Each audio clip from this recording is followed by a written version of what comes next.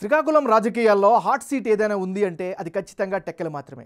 Telugu Desam party ఆవిర్భావం తర్వాత టెక్కల నియోజకవర్గం పసుపు పార్టీకి కంచుకోటగా మారిపోయింది. ఈ నియోజకవర్గంలో తెలుగుదేశం పార్టీ ఇప్పటివరకు 8 సార్లు గెలిచింది. 1994లో టీడీపీని స్థాపించిన నందమూరి తారక రామారావు కూడా ఇక్కడి నుంచి పోటీ చేసి 40,890 ఓట్ల భారీ మెజారిటీతో గెలుపొంది చరిత్ర సృష్టించారు. ప్రస్తుతం TDP AP chief Kinjarapu Atchannaidu ఈ నియోజకవర్గానికి ప్రాతినిధ్యం వహిస్తున్నారు. అందుకే అచ్చెన్నను ఢీకొట్టి తమ సత్తా చాటాలని అధికార వైసీపీ పార్టీ పావులు కదుపుతోంది. గత ఎన్నికల్లో రాష్ట్రమంతా జగన్ వేవ్ కనిపించినా టెక్కలలో మాత్రం వైసీపీ పాచికలు పారలేదు. 2019 ఎన్నికల్లో వైసీపీ నుంచి పేరాడ తిలక్ పోటీ చేయగా అచ్చెన్నాయుడు ఆయనను చిత్తు చేశారు. ఈసారి మాత్రం అచ్చెన్నాయుడిపై పోటీ చేసేందుకు గతంలో ఎంపీగా పోటీ చేసిన దువ్వాడ శ్రీనివాస్ను వైసీపీ బరిలోకి దించుతోంది. మరి వీరిలో ఎవరికి విజయావకాశాలు ఉన్నాయో తెలుసుకునే ముందు 2019 అసెంబ్లీ ఎలక్షన్ రిజల్ట్స్ ఎలా వచ్చాయో ఒకసారి చూద్దాం. 2019లో పేరాడ తిలక్ వర్సెస్ కింజరాపు అచ్చెన్నాయుడు వీరిద్దరి మధ్యనే ప్రధానంగా పోటీ జరిగింది. ఆ ఎన్నికల్లో 2019 అసెంబ్లీ ఎన్నికల్లో టెక్కలలో కింజరాపు అచ్చెన్నాయుడు గెలిచారు. ఆయనకి 51% ఓట్లు లభించాయి. వైసీపీ నుంచి పోటీ చేసిన పేరాడ తిలక్కు 46% ఓట్లు వస్తే ఇతరులకు 3% ఓట్లు దక్కాయి. 2014 ఎన్నికల తర్వాత టెక్కలి అంటే అచ్చెన్నాయుడుకు పెట్టని కోటగా అన్నట్లుగా పరిస్థితులు మారిపోయాయి. వేవ్ ఏదైనా ప్రత్యర్థి ఎవరైనా గెలుపు మాత్రం తనదే అన్నట్లుగా పరిస్థితులు మార్చేశారు అచ్చెన్నాయుడు. మరి ఈసారి ఎన్నికల్లో టెక్కలలో కింగ్ ఎవరు అన్నది big TV exclusive detailed election సర్వేలో వెల్లడైనటువంటి అభిప్రాయాలను ఇప్పుడు పరిశీలిద్దాం. ముందుగా అభ్యర్థుల వారీగా ఉండేటటువంటి వారి యొక్క బలాలు బలహీనతలు ఏంటో ఒకసారి తెలుసుకుందాం. ముందుగా కింజరాపు అచ్చెన్నాయుడు. ఈసారి అచ్చెన్నాయుడుకు కలిసి వచ్చేటువంటి అంశాలలో వరుసగా 2 సార్లు గెలవడం స్థానికంగా పట్టు దొరుకుతుంది. ఇక ప్రజల సమస్యలను పరిష్కరించడంలో చిత్తశుద్ధి చూపించడం కూడా ఈయనకి కలిసి వచ్చేటువంటి మరొక ఫ్యాక్టర్. టీడీపీ కీలక నేతల్లో ఒకరు కావడం, రాష్ట్ర స్థాయి నాయకుడు అవ్వడం ఇది కూడా ఆయనకి కలిసి వచ్చే అంశం. అదేవిధంగా రాజకీయ కుటుంబ నేపథ్యం కూడా ఆయనకి ఖచ్చితంగా ప్లస్ పాయింట్స్ అయ్యే అవకాశం ఉంది.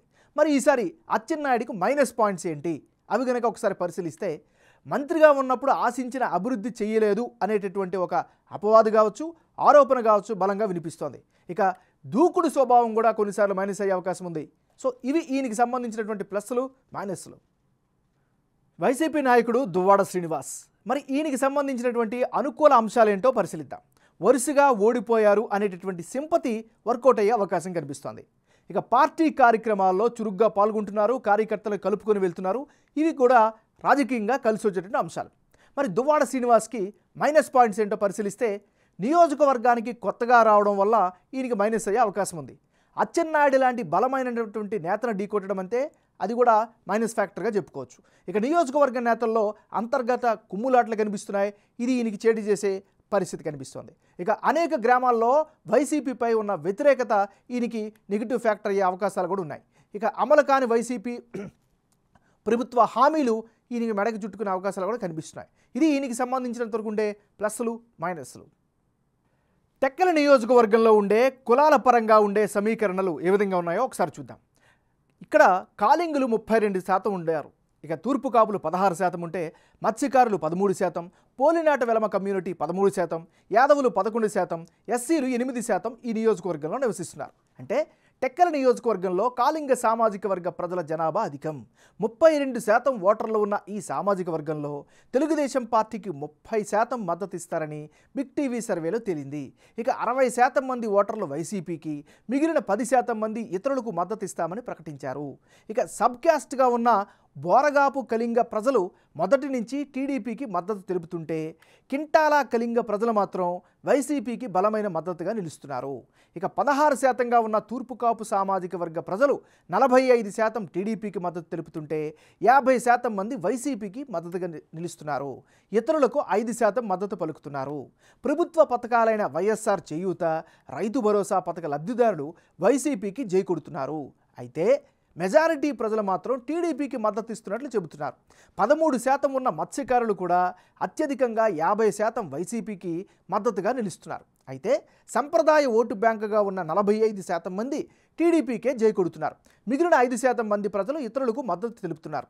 అటు 13% ఉన్న పోలునాటి విలమ సామాజిక వర్గ ప్రజలు మెజారిటీ టీడీపీకి మద్దతు చెబుతుంటే అచ్చెన్నాయుడు కూడా ఇదే సామాజిక వర్గానికి చెందిన నేత కావడంతో 60% మంది పసుపు పార్టీకే తమ మద్దతు ఇస్తామని చెబుతున్నారు. ఇక 30% మంది మాత్రమే వైసీపీకి తమ మద్దతు పలుకుతున్నారు.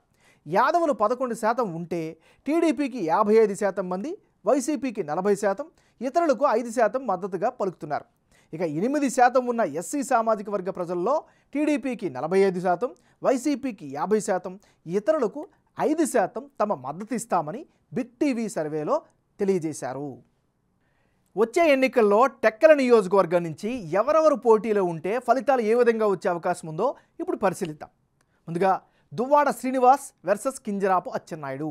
వీళ్ళిద్దరి మధ్య గనక పోటీ జరిగితే ఆ పక్షంలో వైసీపీకి 46% ఓట్లు దక్కే ఛాన్సెస్ కనిపిస్తున్నాయి.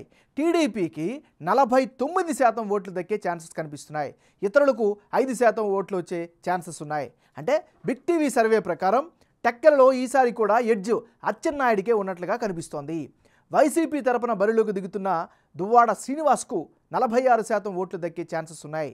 అదే సమయంలో ఇప్పటికే 2 సార్లు గెలిచి హ్యాట్రిక్ విక్టరీ కోసం ట్రై చేస్తున్న అచ్చెన్నాయుడికి 49% ఓట్లు దక్కే అవకాశం ఉందని మా సర్వేలో తేలింది. ఇతరులకు 5% ఓట్లు దక్కే అవకాశాలు కనిపిస్తున్నాయి.